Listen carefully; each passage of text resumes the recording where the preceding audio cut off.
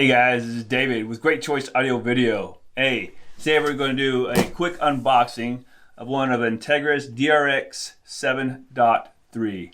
Now, everybody knows receivers have been so hard to find from any brand for many months. So it's kind of exciting to be able to show you guys. We actually just got these in, and we'll do a quick unboxing. So this is a 9-channel amplifier, and got your normal goodies here. We got the calibration mic, antenna. Actually comes with a short little, looks like a 12-inch HDMI cable. Obviously, you got your power cord and remote. So this thing weighs around 42 pounds. Actually, just under 42 pounds, so pretty heavy. Let me get this out of the box here.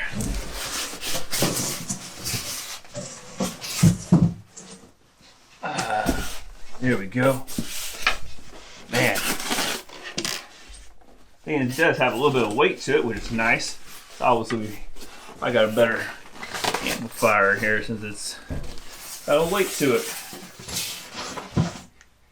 Gotta love some of those receivers you get. They weigh like there's nothing in them. So you really know those power supplies are really nice. So this thing has tons of really nice features. We'll have you look at the front first. Bring us around. There we go.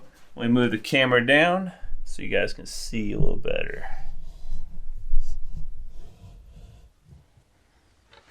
There we go. All right, check this out. Put a little light on the subject there. Very nice.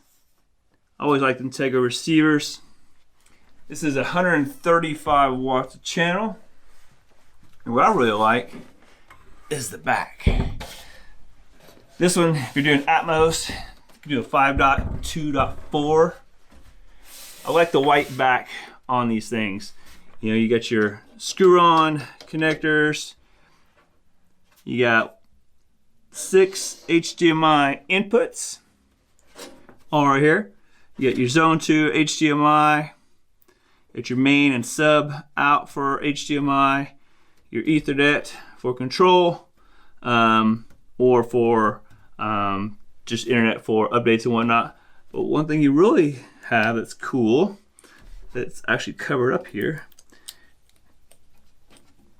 is for HD base T for a Balun, HDMI Balun. So you can run your Cat 6. I'll take this off real quick, show you guys. There we go, right there. So you can do full 4K, 444, up to 100 meters. So pretty slick. So then, you know, your connections are super clean. You run Cat 5 or Cat 6 typically to all your displays. So right here, you know, you're just doing a receiving HDMI Balun to RJ45 connector right there, and boom, that's it. Don't have to worry about connecting into your main monitor out. You can use the HD base T right here. Super cool. Power. It is a powered zone 2 and zone 3 if you want. It's all assignable. And I like how they have everything labeled. Can you see that? Put that closer up so you guys can see. There we go. Pretty slick. I really like the way they got everything laid out. I like how they give you a little bit of space right here between these areas. You know, some receivers are all real close together. But typically we try to do bananas anyway to make connections easier. But man, it's nice how they've got it all separated. You got your front, left and right. You got your center channel. Those are together. Then you got your height 2, surround back, surround, height 1. But again, all these are assignable. So super cool. besides your HDMIs, believe it or not, it's crazy how your components still around on some of the higher end receivers, because I guess some people still use it for some sources. So you actually have two component inputs right there. So obviously, since there's not a component output, it's going to upconvert through your HDMI. You have your RS-232. You got your FM, AM antennas. All your audio inputs are assignable, but you got your digital coax, your analogs. You got 1, 2, 3, 4, 5, 6 sets of analogs. It's actually quite a bit of analog in, which is kind of cool. Even you got phono with a ground. You got subwoofer 1 and 2 out, and then you actually have pre-outs for your front, center, surround, back, height 1 and height 2. So if you're doing separate amplifiers than what's in here, you have your IR out for controls. If you're controlling through IR, so you don't have to put a emitter on the front. You got, and then here's your optical digitals for 1, 2, and 3. So it's pretty nice. And it's pretty nice to get a receiver in these days.